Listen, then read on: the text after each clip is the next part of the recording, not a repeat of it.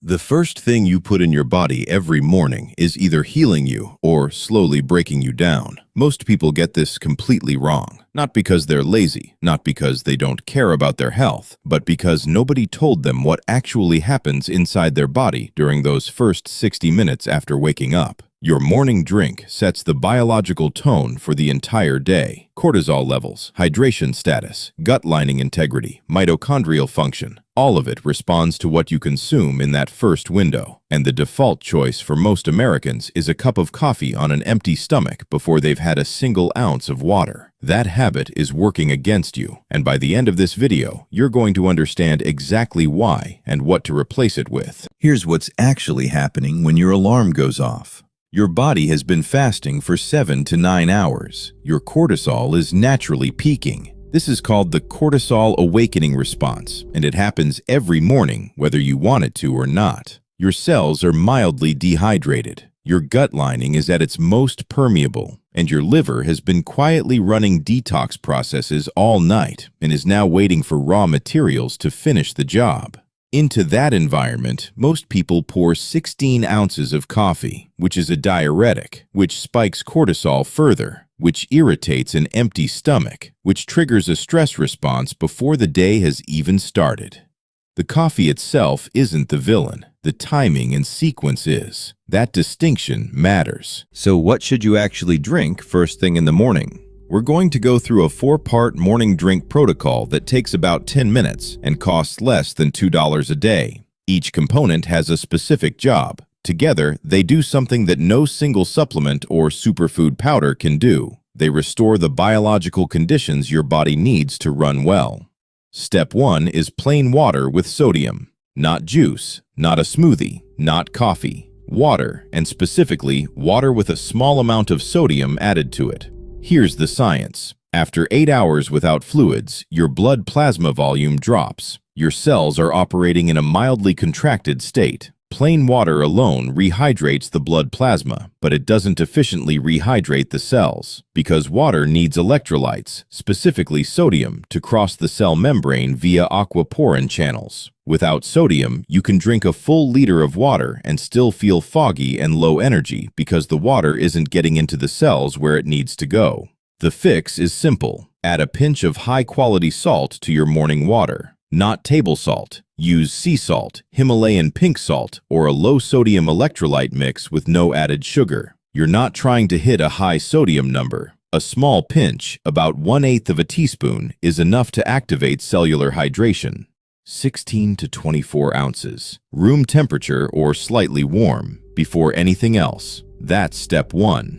Step 2 is lemon juice. Half a fresh lemon squeezed into your water or in a separate small glass. Lemon juice does 3 things that are worth understanding. First, it stimulates bile production in the liver. Bile is what your digestive system uses to break down fats, and it also carries waste products out of the liver and into the gut for elimination. Drinking lemon juice first thing in the morning essentially signals your liver that the day has started and that it's time to move the overnight detox waste out. Second, lemon juice is one of the few acidic foods that has an alkalizing effect on the body after it's metabolized. The citric acid converts to citrate in the bloodstream, which helps buffer acidity and supports kidney function. Third, the vitamin C content, even from just half a lemon, supports collagen synthesis, immune function, and iron absorption when you eat your first meal. Some people worry about lemon juice and tooth enamel. It's a legitimate concern if you're sipping it slowly over an hour. The solution is simple. Drink it quickly, rinse with plain water immediately after, and wait 30 minutes before brushing your teeth. That's it. Step 3 is where the protocol gets more targeted and where most morning routines miss the biggest opportunity. This is your adaptogen window. The 30-minute period after waking, when cortisol is naturally elevated, is the single best time to consume compounds that modulate the stress response. Not because they sedate you or blunt cortisol artificially, but because adaptogens work by helping your body calibrate its stress response more efficiently. The 2 most researched options are ashwagandha and lion's mane mushroom. They have different mechanisms, and ideally, you'd rotate or combine them depending on your goals. Ashwagandha, specifically KSM-66 or sensoril extract, has been shown in multiple randomized controlled trials to reduce serum cortisol levels, lower perceived stress scores, and improve sleep quality when taken consistently. A 2019 study in Medicine found that 240 milligrams of ashwagandha extract daily for 60 days significantly reduced cortisol and self-reported anxiety in a group of chronically stressed adults. The morning cortisol peak is when this compound has the most leverage. Lion's mane mushroom works differently. It stimulates nerve growth factor, NGF, which supports the maintenance and growth of neurons. Studies out of Japan show that lion's mane consumption over 4 to 8 weeks improved cognitive scores in older adults and reduced anxiety and irritability in women in their 30s and 40s. The mechanism is slower than ashwagandha, but the effects compound over time. You can find both in powder form and add them directly to warm water with lemon, or take them as capsules alongside your morning drink. Either way, the key is consistency. Adaptogens don't work as one-time interventions. Step 4 is the one most people resist, and the one that produces the most noticeable short-term difference. Delay your coffee by 90 minutes.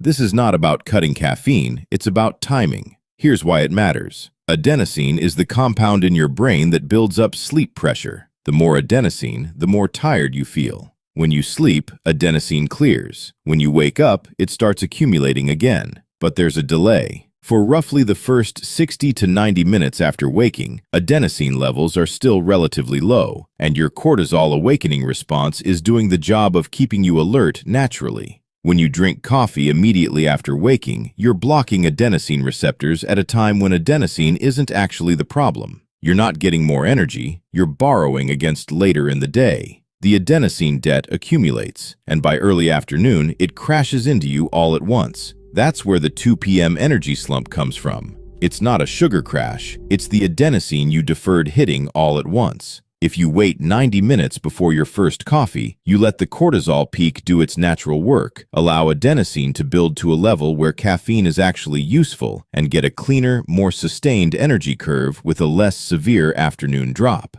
Neuroscientist Andrew Huberman has covered this extensively in his research summaries. The 90-minute delay is one of the most actionable and well-supported morning optimization protocols in current neuroscience literature. So let's put the full protocol together and be specific about the sequence. You wake up. Before you look at your phone, before you make coffee, before you do anything else, you drink 16 to 24 ounces of room temperature water with a pinch of sea salt. You squeeze half a lemon into a small glass and drink it. You take your adaptogen, ashwagandha, lion's mane, or both. That whole sequence takes about 5 minutes. Then you wait. You go for a short walk, get sunlight in your eyes, do light movement or stretching. At the 90-minute mark, you make your coffee, and you notice the difference. Now let's address the 3 most common objections, because they're real and they deserve honest answers. Objection 1. I can't function without coffee immediately. That's not a physical dependency on caffeine, it's a conditioned habit and, in most cases, a mild withdrawal pattern. Caffeine has a half-life of about 5 to 7 hours. If you're drinking coffee past 2 p.m., there's still caffeine in your system when you wake up. The morning grogginess isn't your baseline. It's a combination of mild dehydration and adenosine rebound. The protocol addresses both. Give it 5 to 7 days before you judge.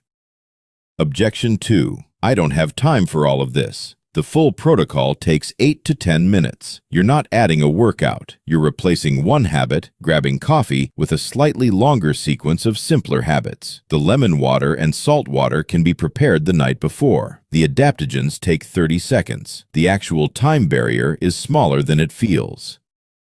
Objection 3. I've tried morning routines before and they don't stick. This isn't a morning routine in the lifestyle content sense. It's a biological protocol. The difference is that the feedback is physiological. You feel better by day 3 or 4, and that feeling is what creates adherence. You don't have to believe in it. You just have to run it for a week and observe what happens. The morning is not just the start of your day. It's a biological reset. What you put into your body in the first 60 minutes determines your cortisol curve, your hydration status, your gut environment, environment and your cognitive baseline for the next 14 hours. Getting this window right doesn't require expensive supplements or a complicated routine. It requires understanding what your body actually needs and giving it that instead of what the habit tells you to reach for.